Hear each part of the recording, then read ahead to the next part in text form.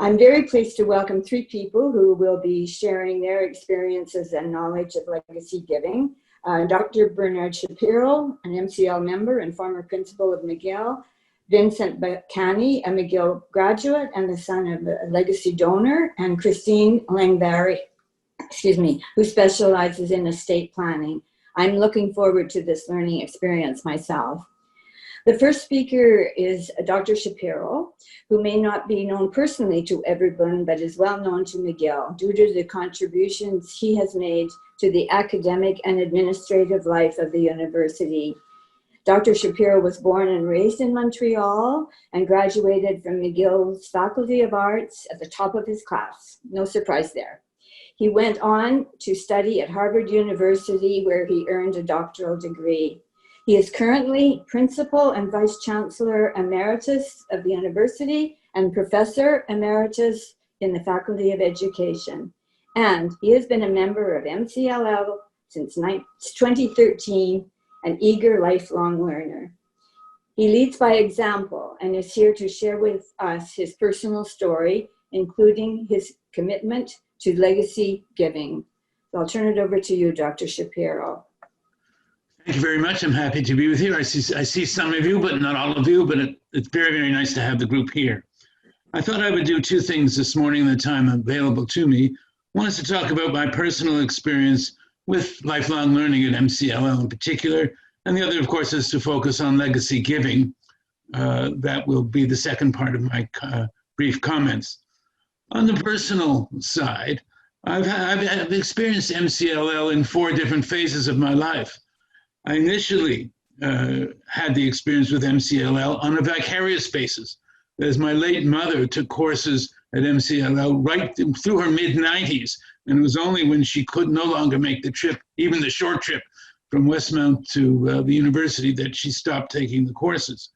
And so she seemed to be taking everything Japanese antiques to the philosophy of Thomas Merton. Every year was something new, something different, and something exciting. When I was principal of McGill, I cannot pretend that continuing education in general, or MCLL in particular, was the absolute center of my attention, which it wasn't. But I was very happy to find when I was the principal that the organization was still going effectively and doing the things it did extremely well. Then, of course, I had the experience of taking courses myself once I'd retired. And in each and every case, each course I took was, I thought, enriching for me, and I hope for the other people I was participating with, but at least for me. I myself had to stop taking courses since I was not able, due to a variety of situations at home, to access the university on a consistent and regular basis. In any case, I was delighted to find out earlier this week that you are up and running on Zoom, so to speak, and not only on Zoom, but also on recordings. I heard Timmy Cohn's lecture on music and art earlier this week. And so I thought that, when you stop to think about it, Zoom represents a whole new possible audience for MCLL. And so you never want to waste a good pandemic, so to speak, and apparently the organization hasn't, and you're trying to move forward in that way. The result, of course, is that you have enriched so many things. By you, I mean all of us who participate in the organization. We ourselves get enriched by the experience, whether we're a volunteer or we're a student, doesn't really matter, both are enriching experiences. But we enrich the whole community of MCLL. And we enrich McGill, therefore, and also the Montreal community more broadly speaking. So there's an awful lot of enrichment running around the place, people who are doing extremely interesting things as they get older. In terms of legacy giving, the problem, of course, facing MCLL in general is to continue and to sustain this success. There are program challenges, some of which we've just mentioned a minute ago. Is how do you access new audiences in new ways, just so you can enlarge the circle of friendship and enlarge the circle of learning. And of course, there are financial challenges, which brings us more directly to legacy giving. When you think about it, historically speaking, long before MCLL was a glimmer in anyone's eyes, If you think about the emergence of the universities, well, from medieval times forward, it's useful to remember that other than the Catholic Church, the university is the only medieval institution that has survived in relatively recognizable form since the Middle Ages.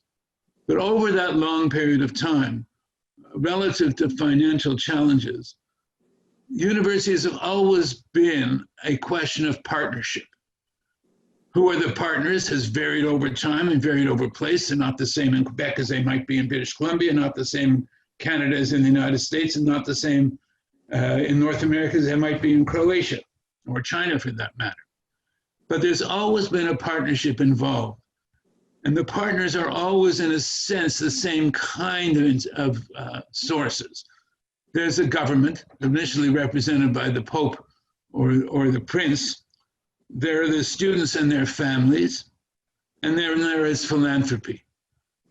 How much each of these contribute in various ways just changes over time and between institutions, between jurisdictions, etc. But that partnership has always been necessary to sustain not only the institution, but in particular the quality of the institution. After all, it's not expensive to provide bad instruction. It's not expensive to provide things that don't really work. What is expensive is to provide quality in whatever you're doing, whether it's a research program or the teaching program or whatever it is, whether it's the students that you admit, et cetera, et cetera. Quality is what makes the difference. And quality is what philanthropy has brought to McGill. That is, the government is very generous in Quebec to its institutions of higher learning, but it's not so generous that we don't still continue to need both the contribution that students and their families provide, and of course the contribution that philanthropy provides. These are absolutely necessary at the margin, even if they are the margin. They're the margin that counts when quality is what the consideration is. In any case, as you think about this, or as I think about this, to put it more precisely, and I think about legacy giving, it seems to me that this is by far the easiest and least disruptive, in a sense, form of philanthropy for the members of MCLL to think about in terms of what their commitment to the future of the university might be, in terms of what it is they want to, so to speak, pay forward, to use the current cliche, relative to what they've received in the past. Because we've all been on the receiving end. Some of us are also on the giving end. All our volunteers, for example, are on the giving end. As much as it might be important for them personally and an enriching experience for them, it's also they're giving us the benefit of their commitment and their expertise. And many of us have found ourselves in many, many different situations where, yes, we're giving in this case and we're receiving on that case. We're a funder now, and after we're a receiver later. And it seems to me to think about legacy giving, which is, after all, just a form of making a pledge to the university that in your will, you'll provide some sort of support without specifying the amount or anything like that for the institution to which you are attached, in this case, MCLL at McGill. It seems to me people's financial situation varies. All kinds of people attend MCLL. Some are well able to make gifts to the university or to think about making them. Some are not. Some wish to but can't. There are a lot of different people, and they've all got to be accommodated. And we don't want to make invidious distinctions between them.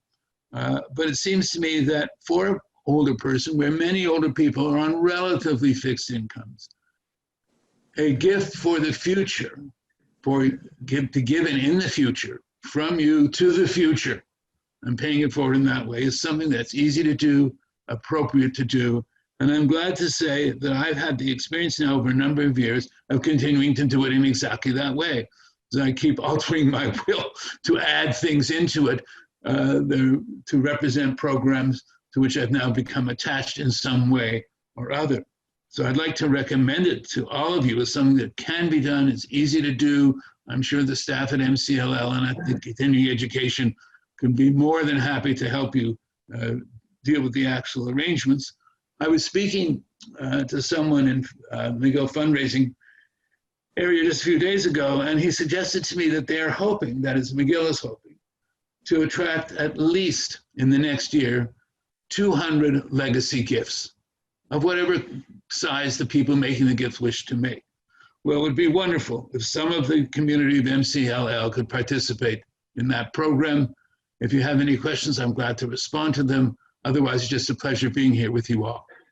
Well, thank you very much, Dr. Shapiro.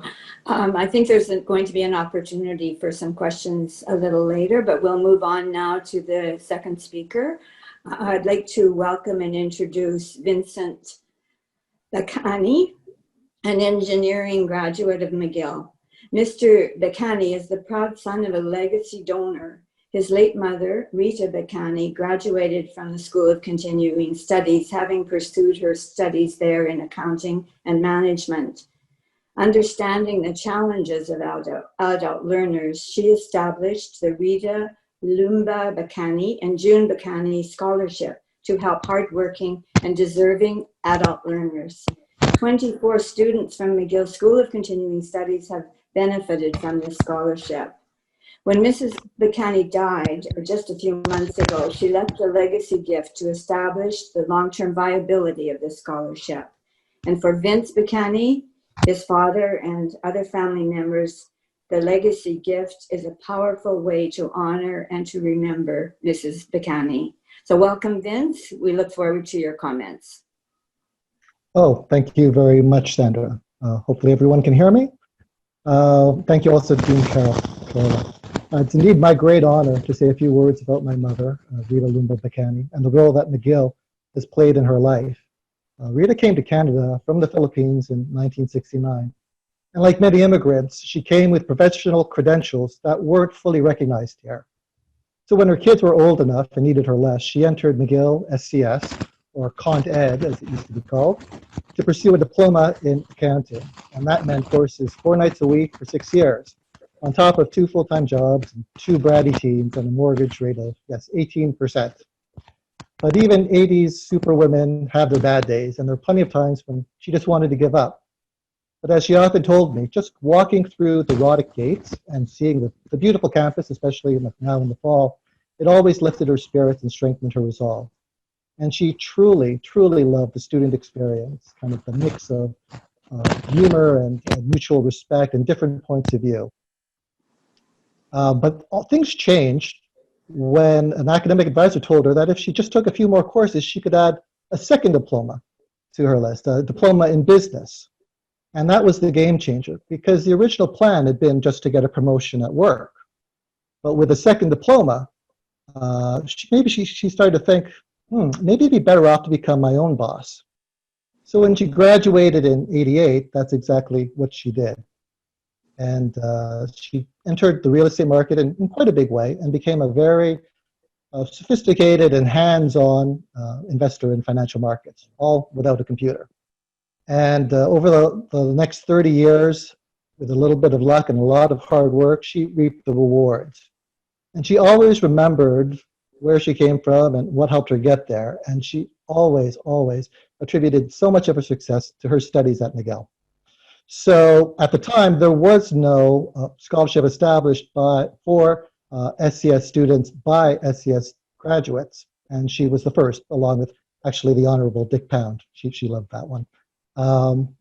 So I won't talk about the process. I'll leave that to the experts like Christine. I'll just say it was very easy. It was a matter of some annual, in her case, corporate share transfers.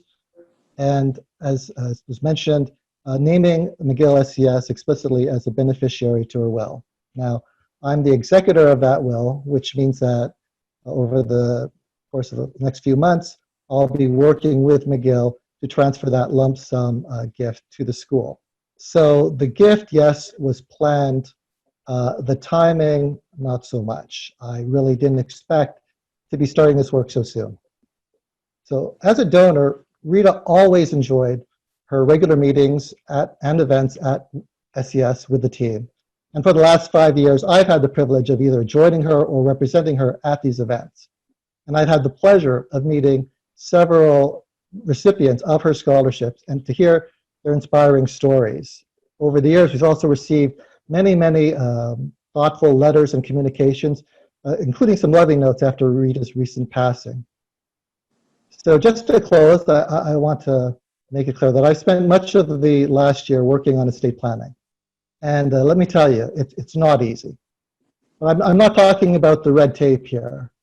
Because honestly, when you deal with wonderful professionals like the team at SES and McGill, that part is actually pretty simple.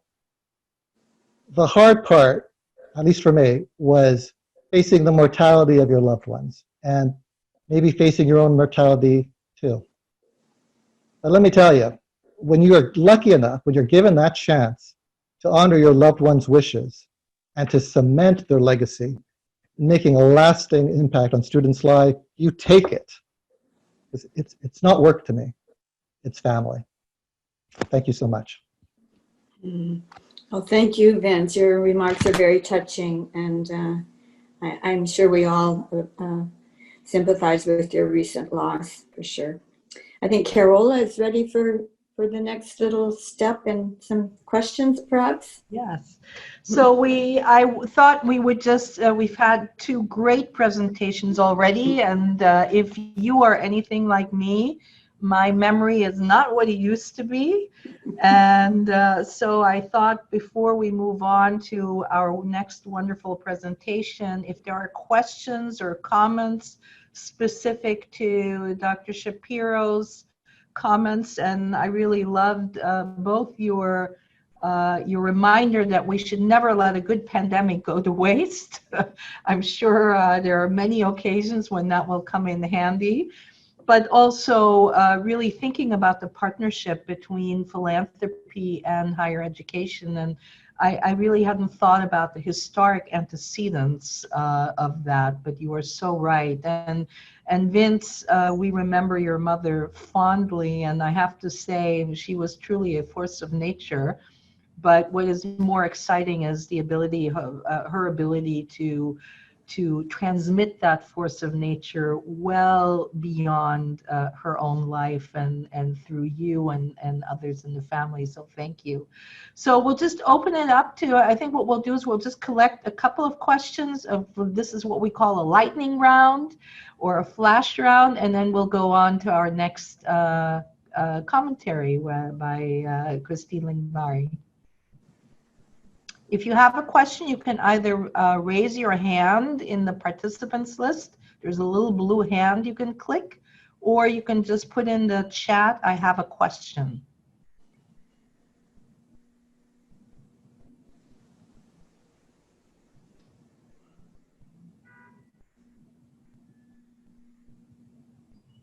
People are overwhelmed. There's a question from Jeff Seidel. Ah, Jeff, sorry, I didn't see your blue hand or your hand being raised. That's because I was waving in front of the camera. Ah, sorry. I can't see everybody on my screen, so yes.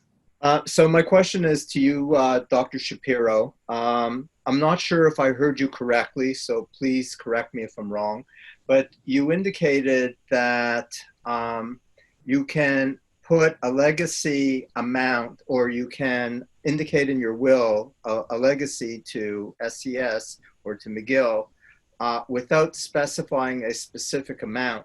So I'm not sure I heard that correctly, because I'm just trying to figure out how the executor of the will is going to determine how much to leave to McGill if you haven't specified an amount. No, that is not what I meant, although it may have been what I said. No, clearly. As I said, I'm not sure I understood you correctly. Clearly, in the will itself, the amount must be specified. Otherwise, it would put the executor in an impossible situation. But you don't have to decide now what that amount is going to be. You don't have to tell McGill what that amount is going to be. That's something for your will. But in the will, it must be specified. Thank you for clarifying that. And of course, it also means that you want to be really nice to the executor, no matter what. Well, if there are no other questions at this time, then I'll turn it back to Sandra. Okay. Well, now we're going to get down to the nuts and bolts of legacy giving. Christine Langberry is the president and CEO of Langberry Financial, a firm that specializes in retirement and estate planning, and established 60 years ago by her parents. So I'm happy to welcome Mrs. Langberry. Ms. Langberry trained as a chartered accountant and has taught accounting at McGill University and the University of Natal in Durban, South Africa. She is the recipient of many awards, having demonstrated a strong work ethic and a commitment to volunteer work in the community. She's currently the chair of Concordia Alumni Women and Leadership Program. And among her volunteer commitments, Ms. Langberry served as on the advisory board of the McGill School of Continuing Studies. So it's a pleasure to welcome you, Christine. And I know Christine has a PowerPoint presentation that will be very helpful to you. Good morning, everybody. I'm really excited to be with you this morning and to talk to you about some of my favorite topics. I know you're going to laugh, but estate planning, the importance of wills, and of course, following Bernard's introduction, plan giving. So if we can move right into the topics. So I'm going to look quickly at will planning and then plan giving. So the first item is the financial toolkit under will planning. What happens if you don't have a will, and power of attorney. So so this is a checklist, and I simply went online Googling estate planning, and this is, as you can see at the bottom of your screen, hopefully, this is straight from the Government of Canada website. So there's many different documents that you can download when you want to talk about estate planning that can help you get started. So the first question is, when do you start planning? And my answer is, it's never too early to start planning. So the minute anybody has any assets, like a home, the minute they have a spouse or a partner, and certainly when you have children. So again, as I say, it's never too early to get started. And what I want to talk to you about is, I don't want to go into details, but just to say that there's lots of documents available.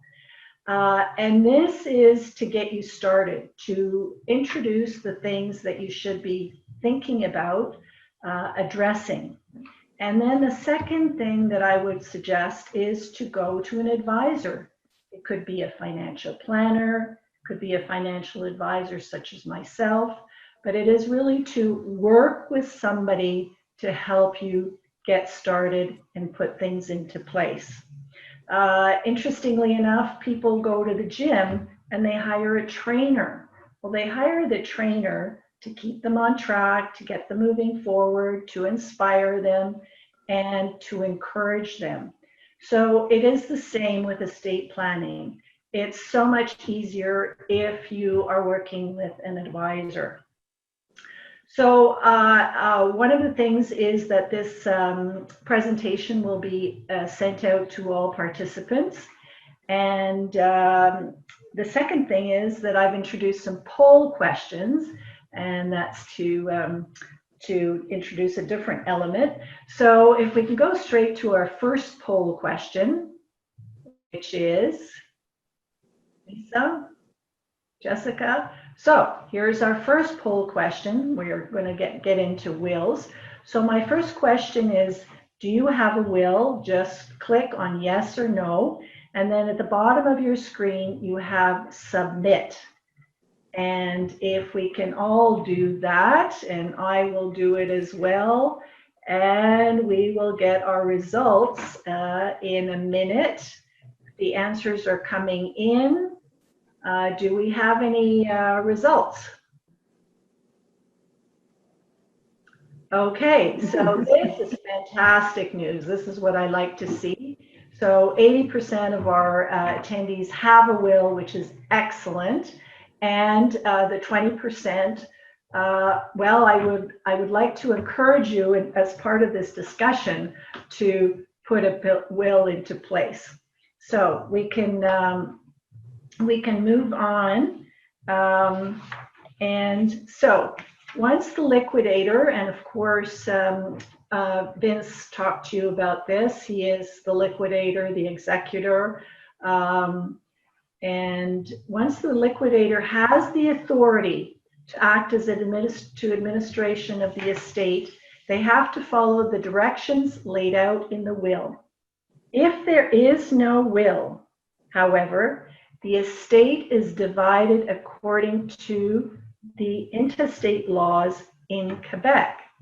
So this is very important, and this is why I want to, if you could move out, no, don't move forward, please, because we want to go to the next poll question. So it's really, this is what most people don't know, is what happens if you don't have a will. So if we could go to our second poll question. Okay, so if you don't have a will, do you know where your money will go? Does it go to your spouse, your children, your spouse and children, your parents? So if you can, just click on what you think might be appropriate, and again, submit. And we can see what our results are. So do we have some results? Can we have the results up, please? Okay, so this is good. So spouse, none of the money goes to the children. The spouse and the children, the parents. Okay, so that's interesting. So let's actually go to the next slide where we will have a breakdown of how the money is allocated if you do not have a will, if there is no will. So a lot of people assume that all of it goes to the spouse. And that is certainly the case if you have no parents, no children, nobody else that is related to you. But what's interesting is that many family members can become part of the estate. So, but what I find particularly interesting, and what most people don't realize, is that if you have your spouse and children, then actually your spouse gets 1/3 and your children get 2/3. So just as an example, if you were my spouse and died without your will, and we had a house, you know, it's not something that I would want to have to discuss with my children, that I want to sell the house, I want to move into a condo. I really would want to be able to make those decisions for my own benefit. And the scary thing is that your children can say, well, you know, I need some money, I have a huge credit card debt, you know, you can sell the house, but I'd like to get some of my inheritance up front. So for me personally, that's a scary, scary thought. And this is really why it's important to have a will in place. So if your desire is that your spouse get the estate, then it really has to be put in writing, and that is with a will. What I really liked Bernard's comments, because he talked about altering the will. So it's really updating your will regularly, and because circumstances change. So as Bernard says, the causes that are close to him, he adds them. So updating regularly is pretty important. Okay, the next step in estate planning, and let's go to our poll question. Could you move back, please? Could we go to our poll question number 3? So, do you have a power of attorney in case of incapacity? Very simple yes, no.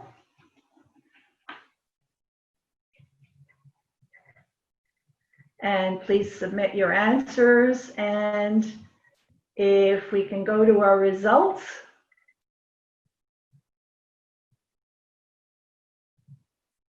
All right, so here, interestingly enough, you remember that 80% had a will, but only 67% have a power of attorney in case of incapacity. So let's look at what powers of attorney are.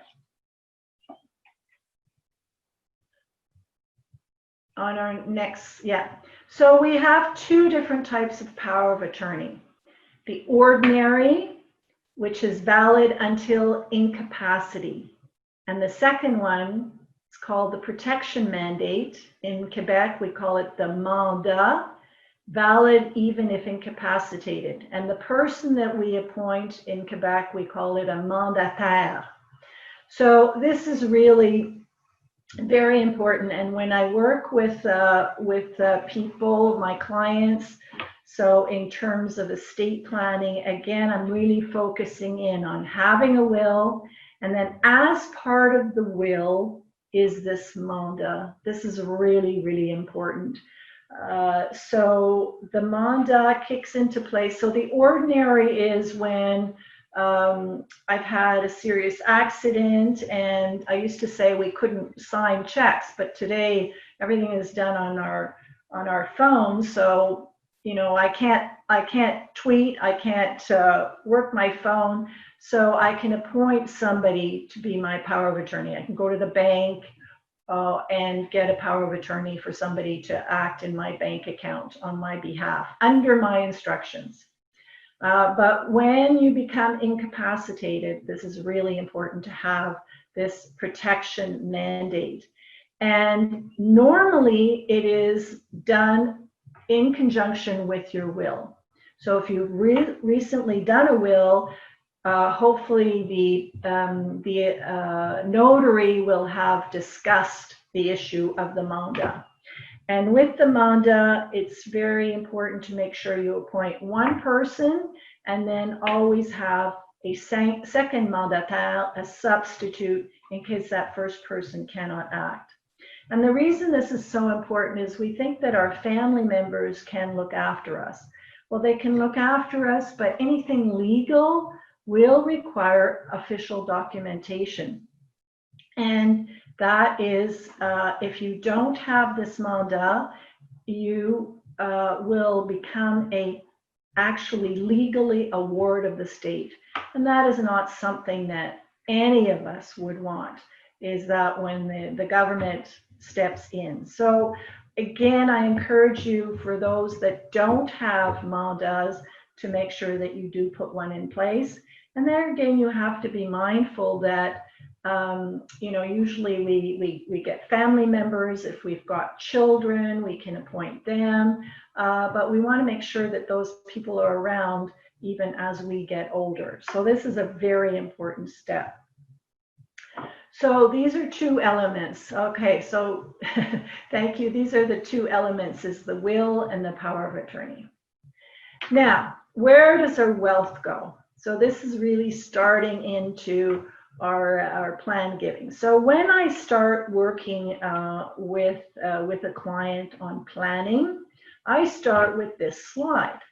So you, at any stage in your life, you have a pool of money.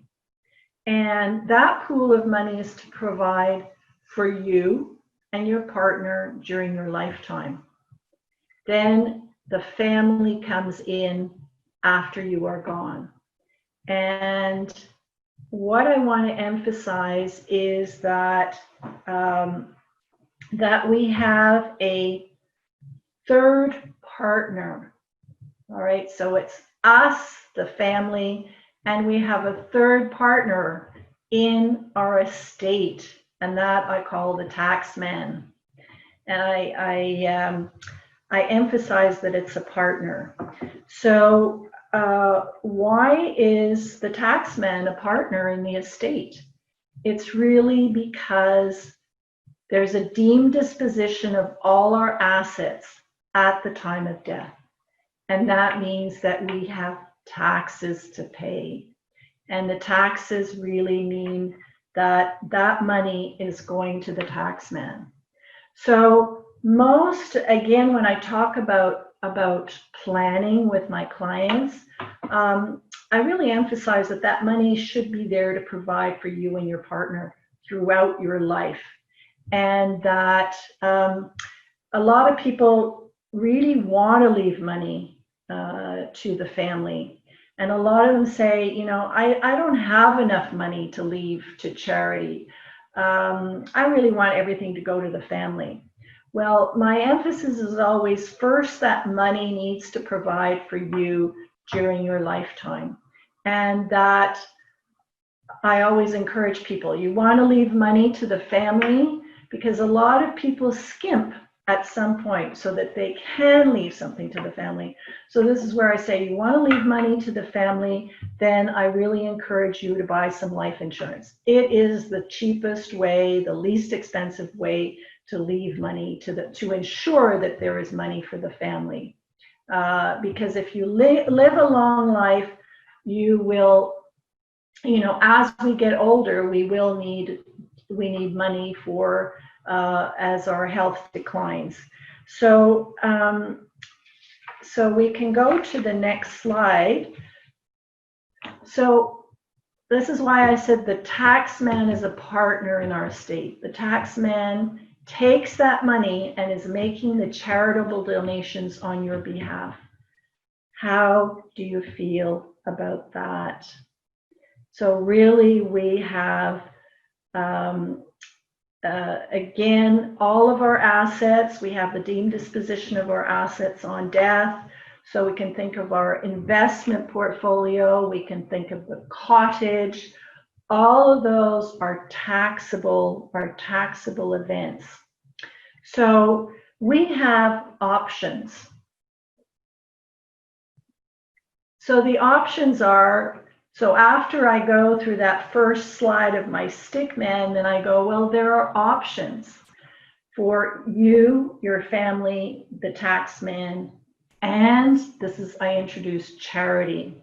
So this is a great opportunity for me to talk to my clients about charity, is to show them that in fact, you know, rather than giving the money, paying it out in taxes, I can make a donation to the charity.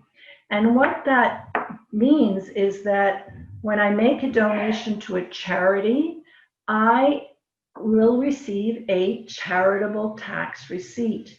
And that charitable tax receipt will enable me to reduce the taxes that I pay. So rather than giving the money to the government to make their charitable decisions on their behalf, although we do need to repair the roads in Montreal, we all agree on that. I would prefer to make those decisions on my behalf.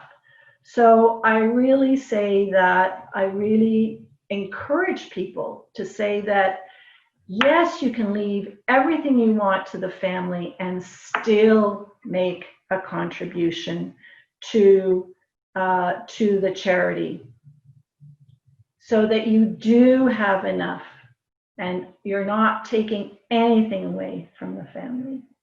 So let's go to our poll question number 4.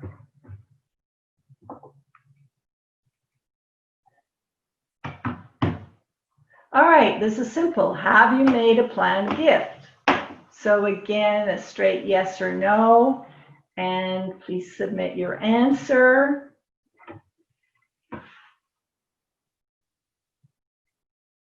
And do we have some results?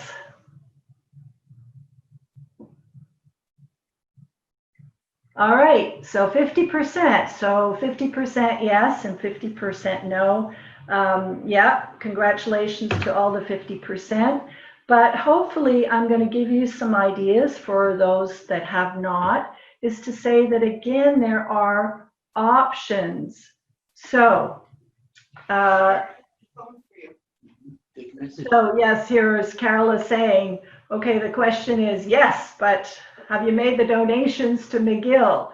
Well, hopefully the donations do include McGill. So what is a planned and a deferred gift? Well, first of all, a planned or a deferred gift is something, a bequest in your will, as Bernard talked about, Bernard and Vince. And firstly, it doesn't cost you anything today. So it won't impact, you know, you're on a, Bernard talked about a fixed income. It's not impacting your lifestyle today. It's something in your will. So there's several different options. These are listed actually in order of tax efficiency, because as an accountant, that's one of the things that I'll be looking at. So if you do think that you would like to make a gift, is to work with the plan giving officer. And McGill has a whole team of people. And Bernard mentioned that as well. So you can work with the plan giving officer and of course MCLL and or MCCL and the School of Continuing Studies. You can work with them to plan your gift. Now, the first option is a dollar amount in your will. And Dr. Goldcoat. This is certainly the easiest to call her back and forward. And this is what I've done. So I've done a dollar bequest in my will, and I did work with a plan giving officer, and I chose, you know, the program that I want to support, which is career advising. And, you know, this is a great opportunity for you to really impact the cause that you believe in and to make a difference. So it's if you really want to make a difference, you can choose how you leave your money, how it's spent, etc.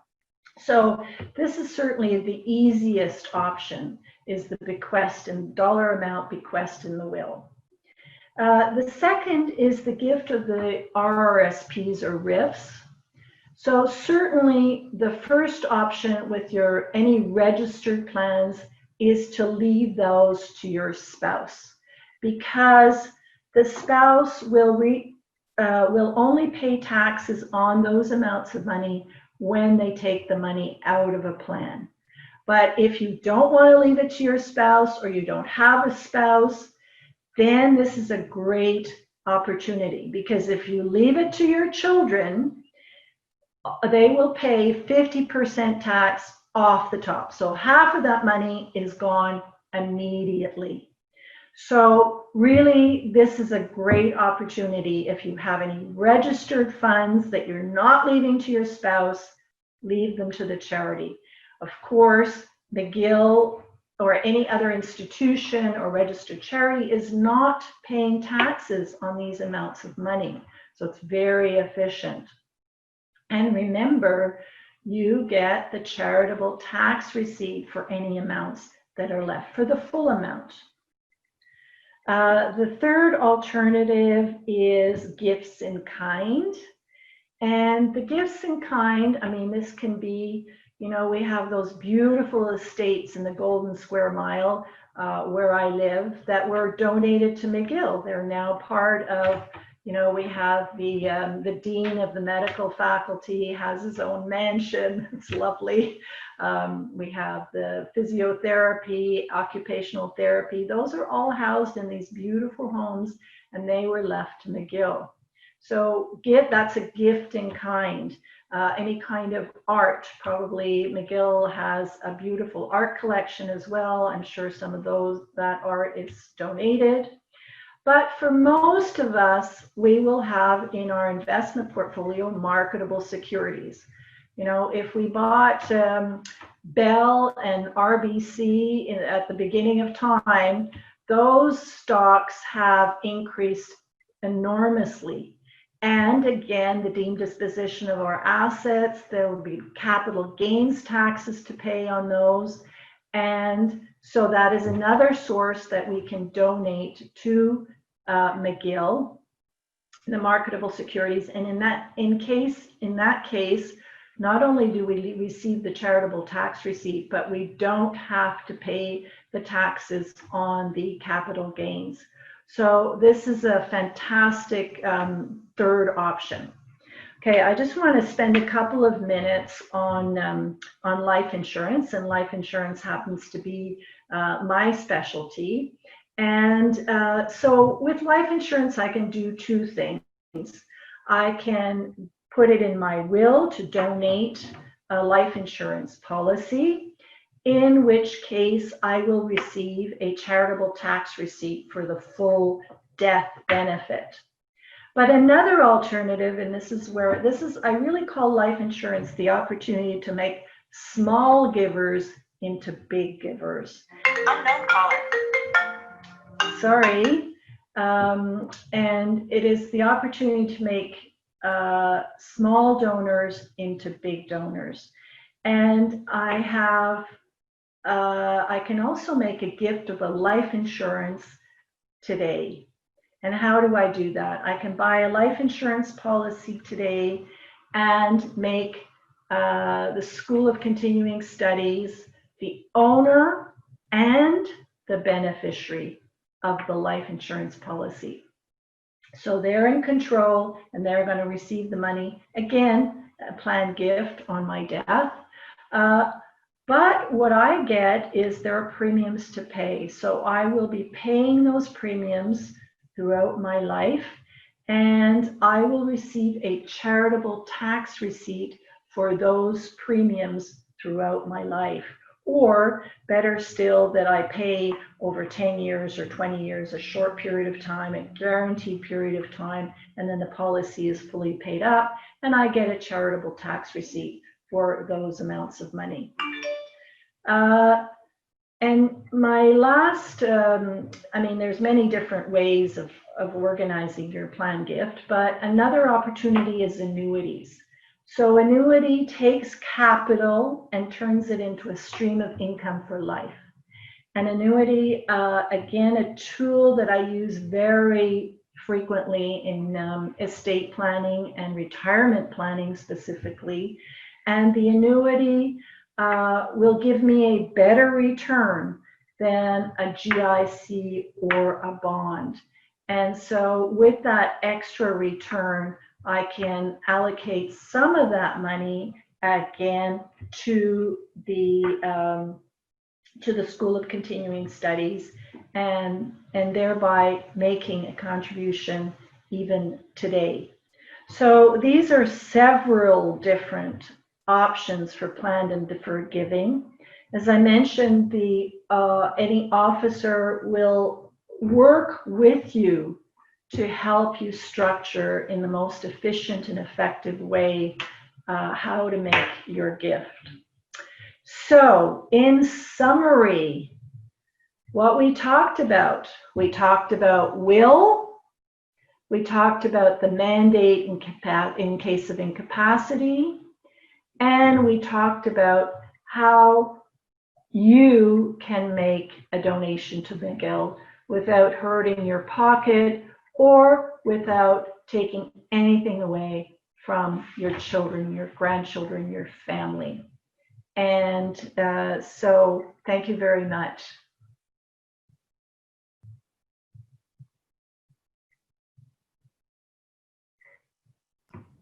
Thank you, Christine. That was fabulous. I actually learned stuff I didn't know, which means my day is made. That's always my benchmark for a good day. So thank you very much. And yes, I see some little hands coming up. We're giving you all some clapping and a thumbs up as well. So that's great. We have just a few minutes left for questions and comments. So I just want to open up the floor if people have any comments or questions following up either on Christine's presentation or on Bernard Shapiro or Vince Bakani's comments. Please just raise your hand. Yes, Jeff, I do see you this time. Go ahead. Had a bunch of questions. First of all, thank you. Hi, Jeff. Hi, Christine. How you doing? It was an excellent presentation. One thing that I've come across because I deal with a fair amount of seniors that they always ask the question, well, should the will be notarized? And I always answer in the affirmative. And the reason, the most important reason, and you can correct me if I'm wrong, but the most important reason is that, particularly in Quebec, if you have a notarized will, you do not have to go to probate, because probate can be very, very expensive. So once you have a notarized will, what happens when the person passes on, automatically the liquidator takes over, and you don't have to go to court to get the will probate. So that's some of the advice that I give, and I just want you to confirm that. Yes, Jeff, you are correct. Okay. Thank you. It's not a probate. We just generally think of the cost of probate, but in Quebec, of course, we don't have probate, but they have to do will searches, etc. So it does extend the time, and of course, there's a cost involved for that. Yeah, correct. Thank you. Thank you. Greg, you have a question? Hi, thank you for that. We've gone the life insurance route for a donation actually to the Montreal Children's Hospital, but I just wanted to say what we learned along the way was that if you have it in the connection that, which is funny, we didn't understand it, of course, is that if you have it that they get it when you die, then you still are liable to pay tax on any sum of because we paid the premiums quite quickly. So it generated an amount of money that was actually, because the value of the life insurance went up, it created some taxable amounts that we were surprised at. But we learned that we had to pay a tax on the gains that the policy had made. So that was a bit of a surprise. And secondly, that the benefits that you get when you have to wait till you die, of course, you have to wait till you die before the charitable donation comes into your estate. So that was just some things that I guess are obvious to some people, but took us a bit of time to understand. So that's all, just a comment. Yeah, sorry, that really surprises me. I don't know how your insurance policy was structured. That surprises me greatly, because that's not been my experience, because of course we have a lot of permanent policies that grow over time, and certainly if you quick pay, then at some point they will be large, and then of course they reduce. So I'm very surprised at your comments. That's very unexpected. Oh, I hope it's an exception. That's all I'm saying. Maybe it was just an exception. I hope it is, because that doesn't ring any bells at all. Sorry, okay, that's.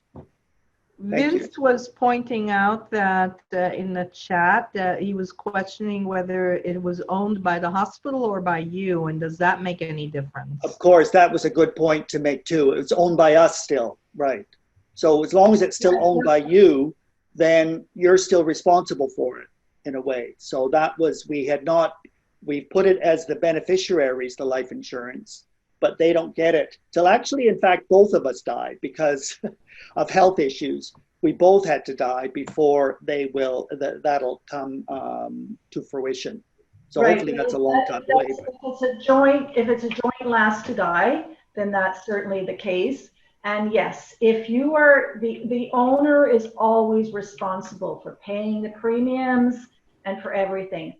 But it should not be a taxable event. As long as the policy has to remain tax exempt, and certainly the insurance company will work with you if the policy comes offside, meaning it's no longer tax exempt. So yes, they will work with you. So. If you have any further questions on that, Greg, and you want to follow up with me, just give me a shout. Okay, I think it was poor advice, to be honest. So just Okay. checking those things out. Yeah. I'm sorry. I'm sorry to hear that. Wasn't a McGill person. It's okay.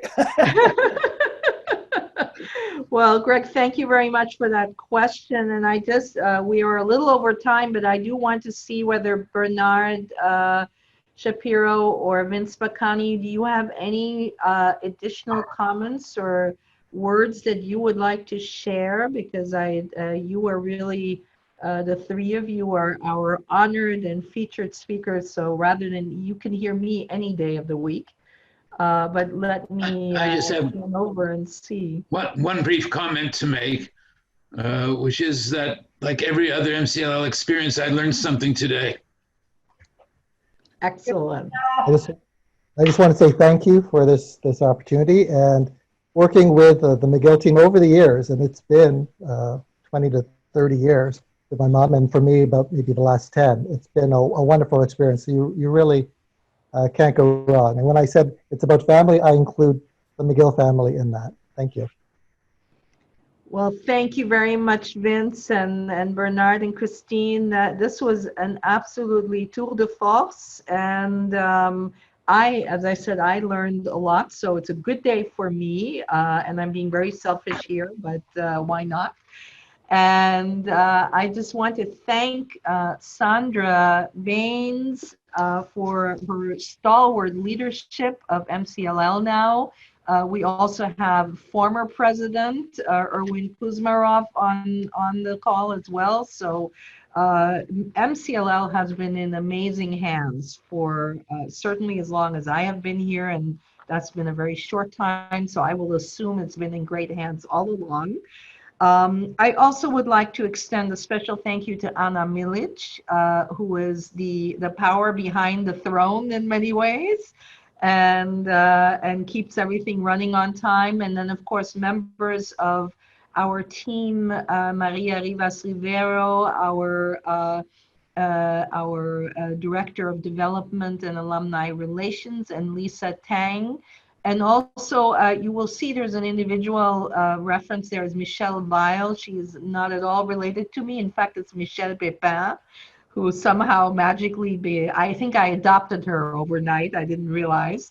But from University Advancement. And if you have questions about planned giving, please reach out to any of them. They will be standing by to assist.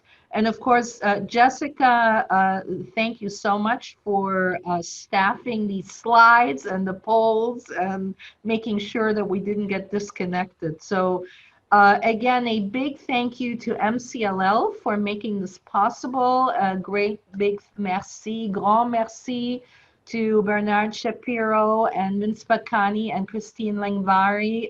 Just a fabulous session together. And I hope to see all of you really soon again. So thank you. Bye-bye. Bye-bye. Thank you.